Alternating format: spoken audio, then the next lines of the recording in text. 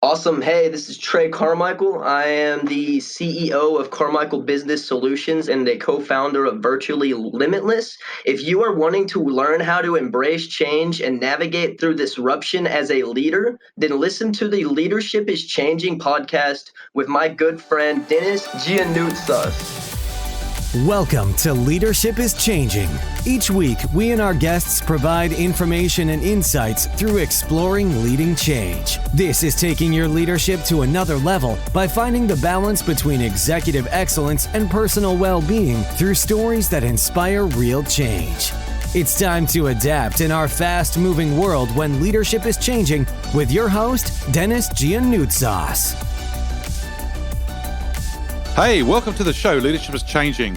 What we as leaders know to be true is that change is constant. Leaders everywhere confront similar obstacles because people are people, but everywhere you go, leaders are overwhelmed, disrupted, and under pressure.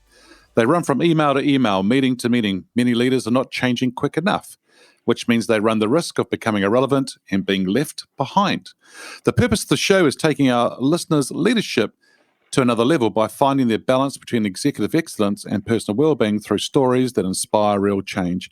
I believe we don't have enough effective leaders in the world today, and if we can get the leaders to step up and lead change, they can inspire real change.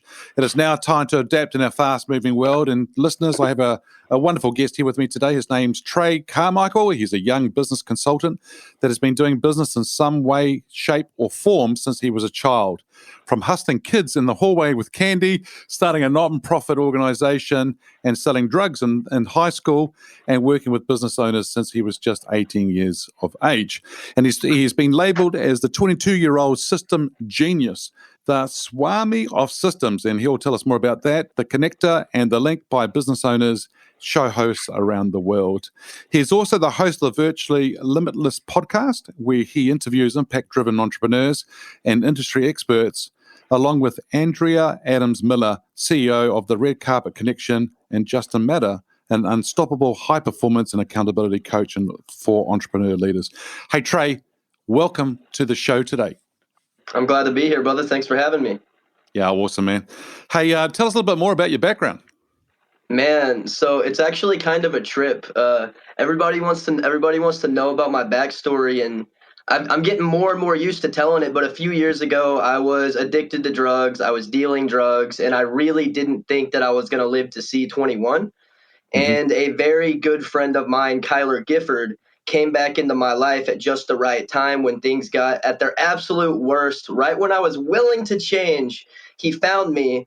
And he kind of led me through figuring out who I was. He gave me an opportunity in his real estate business, which was to kind of run his marketing systems and start getting him ranked on Google, get him a website built, all that fun stuff. And within 3 months, I actually made him the top producer in his real estate office. And that's kind of my quick version of my backstory. Oh, awesome, man. And I love it how you just to deal with drugs, but then you talk about everyone wants to know my trip, and it's like, oh, there's a bit of a pun there, but that's all good. Hey, tell us, whereabouts are you based? I'm actually about 45 minutes from Austin, Texas. I'm in a small town called Wimberley. Oh, awesome. I love Texas. I used to go there all the time. I used to go there about 4 or 5 times a year. Used to go to Plano, Texas, just near Dallas, right? Awesome. Yeah, I go to Dallas a lot. I've got a couple business partners up there. Yeah, excellent. Hey, here's a question for you. Hey, who's your favorite leader? Now, this person could be alive or they could be dead, in other words, from history. So who's your favorite leader and why? My favorite leader, the one that's probably had the most impact on me is going to be Napoleon Hill. When I was very much like starting to change my life, the first 2 personal development books that I read were Outwitting the Devil and Think and Grow Rich. And to this day, I practice most of the principles that I learned from those books, and I teach those to other people. And that's kind of the definition of a leader, is that they pass things down, and then it's important enough to keep getting passed down. So that's the leader that's impacted me the most. Yeah, listen, so if you're a leader out there, don't just hang on to stuff that you're learning. If you've got something to share it with people, because that's our responsibility, right? If we want to go out there and help as many people as we can, which is really, really important. And Think and Grow Rich, what an awesome book that is. I've learned so much from that book, and just got to keep going back to it, right? You got to keep going back and revisiting it all the time. Absolutely. Those are two of the only books I've reread. Oh, awesome, man. Hey, we've got this show, the title of the show is Leadership is Changing. There's so much happening in the world today. And, you started off talking about you've got to a situation whereby you had to change. You were willing to change and do some change. When we talk about leadership is changing, what does that mean for you?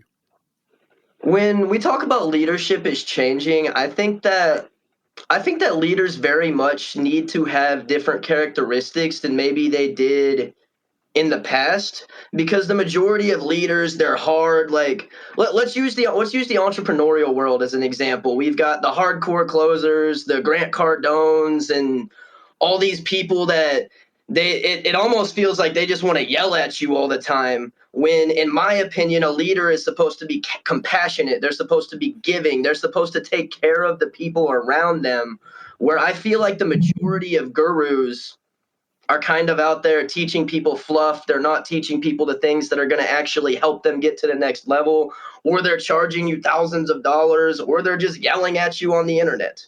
I don't think that's a proper leader. Okay. And so what do you think they need to do differently?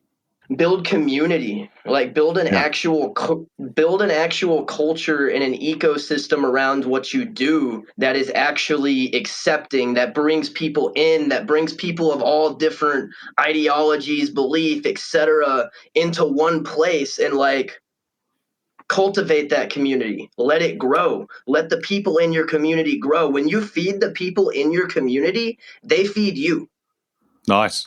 Feed the people in your community. They're going to help feed you as well. So, yeah, great. So bring the community of people together as a leader. That's our role, is what I'm hearing here from Trey, that he's saying bring them together, give them the opportunity, let them help others. Really quite cool. Hey, so Trey, you're a young guy in business and doing things in that. And what is it in particular that you're looking for from leaders today? The biggest thing that it comes down to me for or that I'm looking for in a leader is compassion. And when I'm looking for leaders, for me personally, I'm looking for people that have been where I've been and have what I want to have. And I'm learning to look past the surface level of it, where, for instance, we've got the Two Comma Club Award, where that's put on a pedestal, where if you've got a Two Comma Club Award, you're the guy, you must know your stuff, where if you sell two $500,000 condos for a real estate company, they give you a Two Comma Club Award. So you have to kind of look below the surface and figure out what people are doing, and if they're actually showing up and how they're showing up every day. And it comes down to the way they treat their people. That's the biggest thing that I look at. Yep. So how they treat the people, how they show up, it's really important, and that compassion, as you talk about, right? So that's really, really good. I'm just taking notes here. I think that's fantastic what you're sharing there.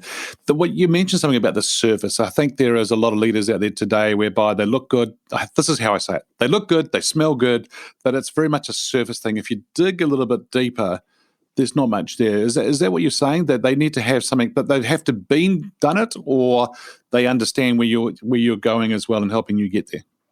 I like to have a balance of both. I like to when I'm looking up to somebody, I like to find people who have actually been where I've been at and experienced the things that I've experienced, because they know how to conquer the problems I'm dealing with. Yeah, good. That's excellent. Yeah, so then they come along with some, what I call experiences, but war stories as well, right? Some examples whereby you go, oh, and then you can relate to it, because that's where you're going to learn a lot from them, for sure. Yeah. Hey, so in your business and industry, how's that changed of late, and what impact has had that on you? So lately it's kind of interesting. Everybody wants to go online right now, and it's not even so much that everybody wants to.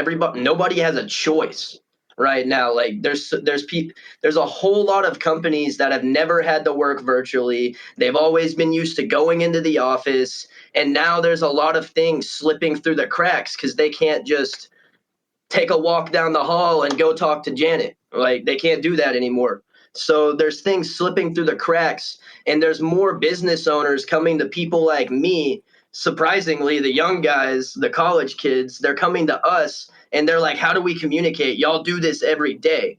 And like, so now, whereas I used to have to fight for trust a lot of the time being the young guy, now there's a lot of people kind of coming to me and trusting me because I am the young guy that's grown up on the internet, and because it is my life. Yeah. So, you know what, we in the corporate world used to take young graduates, as we call them, and bring them into the organization and pair them up with a vice president, a senior vice president, that type of thing, and for them to mentor them. But we would also talk about the reverse mentoring. So in other words, it's exactly what you're just talking about, right? It's about how you now are coming in, and that's that reverse mentoring. It's helping others understand what they can do, because you've grown up in a world where it's been virtual. You've been able to do that. So others are coming to you to ask how they can adapt and move through things as well, which is great to see, right? Absolutely. And I do want to point out that in my book, that is a perfect example of leadership, because like the title of your show, leadership itself is changing. Everything right now is changing, and you have to be willing to hear new perspectives, or you're not a very good leader. Great. So, yeah, listen is one thing, and listen to different perspectives for sure. And Trey, just based on what you just said there, if there was one thing that leaders in business, that they could change a business as a leader today, what would the one thing be? So if you could, in business today, change something as a leader, what would that one thing be? To always lead with value, and for people to stop selling people things that aren't actually going to solve their problem. Okay, excellent. So always add value and stop selling things that may not actually solve people's problems. In fact, I think that goes back to what you just said before, right? So if you actually listen to people, listen to what they actually need, then you can provide the right solution to them, right, and the right value. Yeah? Yes, sir. Exactly. Hey, so you would know a lot of people out there who are working for bosses, I presume. The people out there who, mates of yours, other people that you've worked with in the past who work for bosses and have leaders that they report into. What are their expectations as employees today? What are they looking for? What are they looking for? So the majority of people aren't looking to be micromanaged. I know that. And oftentimes it's actually easier to look at what people aren't looking for than what they are looking for, because that's usually going to be more in common with the group of people that you're going to find, because everybody's looking for something a little different. And you can find a lot of different things in one place. So it comes down to what people don't want, in my opinion. And people don't want to be micromanaged. They don't want to have someone over their shoulder. They want to be trusted a little bit, and they want to feel like they have a little bit of power. And honestly, a lot of bosses, like one of the biggest things that I think separates a lot of companies is a lot of people, they want to build leaders in their employees, whereas other people, they want to build followers. So they kind of talk down to them. They don't really treat them that great. Whereas the companies who are building leaders, they're thriving. But yet they don't have to micromanage. They don't have to do all of those things that the employee just doesn't want. Yeah, great.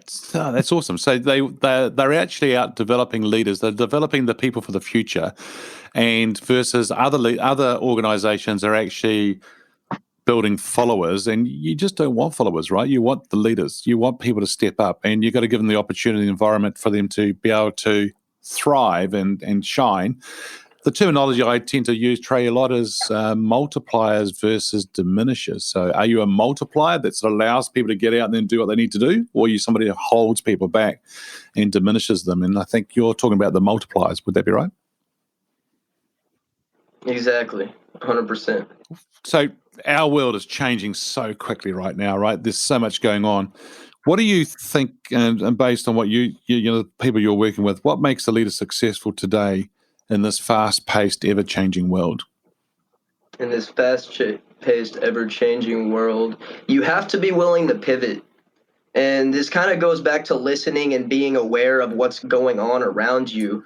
But you have to be willing to pivot to what's happening. If you won't pivot, then you end up falling off when something happens. Whereas I can't think of an example off the top of my head, but there's a lot of companies out there that were made through events like this, just because they were willing to pivot and give people what they needed in that time. Yeah, I think you're right. I mean, I think there's a lot of organizations. There's a lot of new innovation, new ideas, new businesses that will get born out of this the pandemic that we're going through right now, the crisis, when we went through the global financial crisis as well, there was new things being born out of that, right? So, and you've already said as well, for you got to a stage in your life whereby something had to change. And then as a result of that change, you've gone off to do some really great things, right? Absolutely. But if I hadn't have been willing to change, I literally would have died. Yep. And that's the case with most businesses at this moment right now. That's a good way of saying it, right? So if they're not willing to change, they will die. I mean, here's a great example of it. What you and I have already seen over the years, and that's been Kodak, right? I mean, they didn't change with the way of the digital world and going with the digital camera. Did they have one? Yep, they had one, but they didn't go with it, and so they got left behind, right? And I remember doing an event in San Francisco and in Silicon Valley, actually, and we had one of the vice presidents, maybe even senior vice president, walk in the room, and he's late to the workshop. And we were like, "Oh, what's up?" "Oh, he just did a speaking gig, and at the speaking gig, somebody else announced that the yellow cabs, or I think it's the yellow cabs in San Francisco, had just filed for bankruptcy because Uber had come in and changed the world, right?" And so, yeah, I think you're right. That's the ability to be able to pivot, and you're seeing a lot of people who aren't pivoting, who are trying to do the same old, and not getting this very good results. And they're wondering, they're sitting there scratching their head going, "Ooh, what's going on? It's not working for me." So, yeah, it's interesting.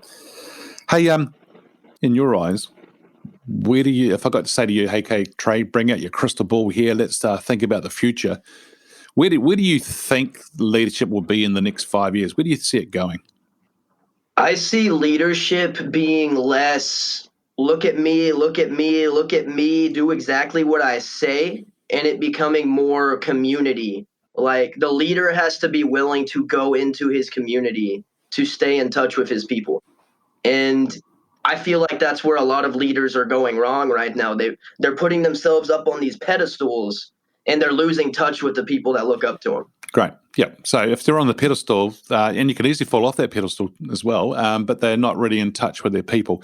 So how do they get in touch with, or how do they stay in touch with their community? How do they build it, and how do they stay in touch with it? What are some things that they could use? So it all starts with in my opinion, it all starts with your company culture and just knowing that everybody in your company shares the same values and wants the same things for your clients. Everybody has to want to see them win. And I do want to stress here that when I say that everybody has to share the same values, that doesn't always mean beliefs, that doesn't always mean religion, etc. That goes back to a leader needs to be accepting, but you need to share the same core values and just establish that throughout your entire community and throughout your inner circle so that carries out into the rest of the community. Yeah, great. No, beautiful stuff. And yes, being able to have the values, but still be you, right? Still be you, still be Trey, still be Dennis. Yeah.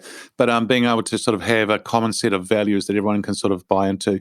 The other thing I was going to ask you around that, so community, right? So with social media, technology is another way I would put it. With technology today, and based on your knowledge around that space, what can leaders use today to stay or build that community or stay in touch with their people using technology? What would you say are some good ideas?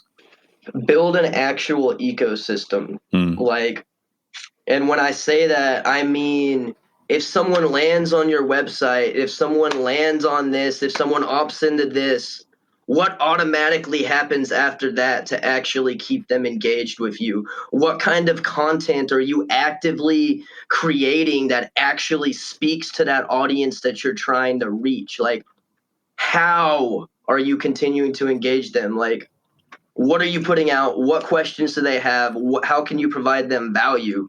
And then figure out the answers to those questions. And then it all comes down to, where is your target audience? Yeah. Are they on Facebook? Are they on TikTok? Are they on Instagram? The majority of people are going to tell you, oh, you need to be on everything. It's not 100% true.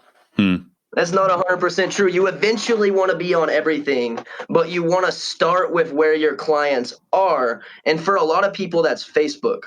And Facebook actually has the Facebook communities now. Well, they've had it forever, but they're very much favoring them right now.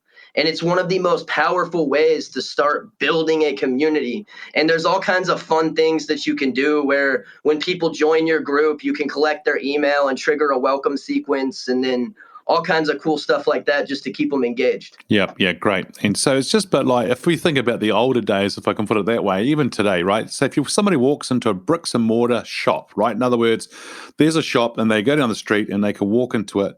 They can look at the window and they can look inside and see, is that the kind of watch I want to buy? Is there any kind of jewelry I like, or any kind of clothes or shoes? And if they don't see it, then they tend to sort of just walk. Or they might go into the shop.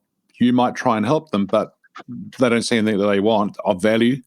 You may not actually say hello to them as a store owner, and then they just walk. I think it's the same thing, though, from a technology perspective. It's about how we can hook them in a good way by adding value to people, is what I'm hearing you say, Trey. And I think that's really quite cool. And yeah, you're right. I mean, there's so many automated ways that you can do that. So if somebody does come to your Facebook group, page, whatever it is, LinkedIn, wherever they're going, then how can you send them automated stuff so then they can do it? Now, I didn't hear you say bombard them with stuff. I didn't hear you say send them 50,000 emails. I just heard you say where you can add value to them, right? Would that be right? Yep.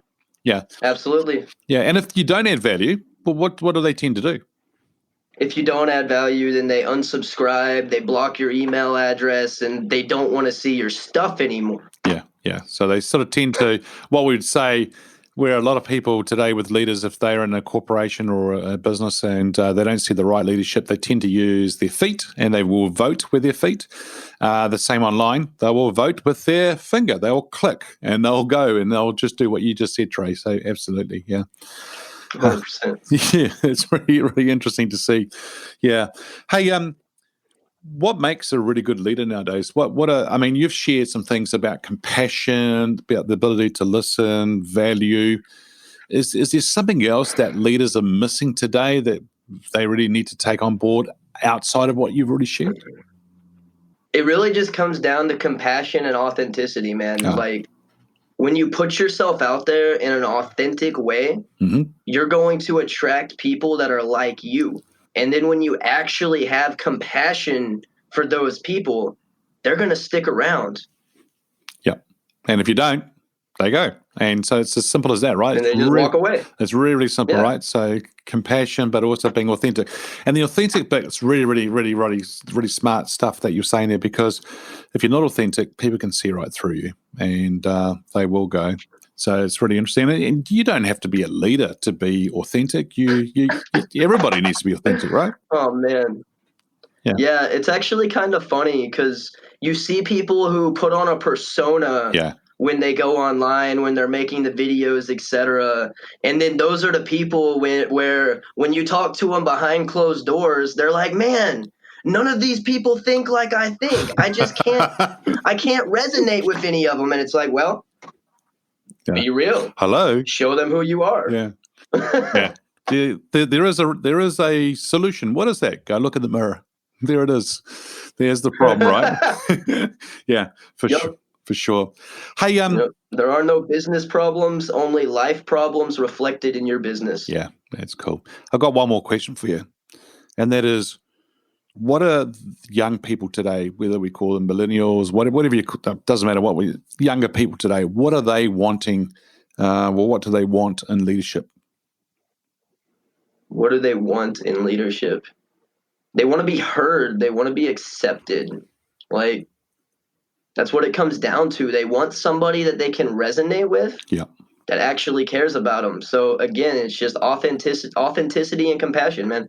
Yep. It's pretty cut and dry. It is, yeah, and it keeps coming up, right? So, but being heard, so that's in other words, their voice is being heard, being accepted, in other words, being acknowledged for what they're saying, but also being accepted, and then resonate and care about them. So that's really cool. Hey, Trey, thanks for joining us on the show today. If our listeners are wanting to get hold of you, where should they go? They can go to Facebook and find the Virtually Limitless Entrepreneur Community, or they can go to treycarmichael.us and they can actually grab a PDF about that's like the 14 different ways that I built my multi-million-dollar network. Oh, that's awesome, man. Hey, thank you so much for joining us on the call today, on the show. It's been brilliant to have you here. What we as leaders know to be true is that change is constant. Change is incredibly scary, especially with the unknown and unfamiliar territory. It's time to adapt in our fast-moving world when leadership is changing. Hey, look out for the episodes as they're being downloaded. Have a listen to them, put a review, and share them with your network and your friends. If there's any feedback you'd like to give me, feel free to send about the show, but send me an email. Or if there's a question you want me to ask my guests, or on the Ask Dennis episode, which comes out every week, if there's a question you want to ask me, feel free to send me an email, dennis@leadingchangepartners.com. And team, just check out my Facebook group, Leadership is Changing. Love to see you on there and sharing some of your thoughts and insights as well. Hey, listeners, great to have you on the show today. Thanks for joining us. Bye for now. Thank you for listening to this episode of Leadership is Changing with your host, Dennis Giannoutsas. Each week, we and our guests provide information and insights through exploring leading change, inspiring executives and leaders to adapt and lead a bigger game in a fast-moving world.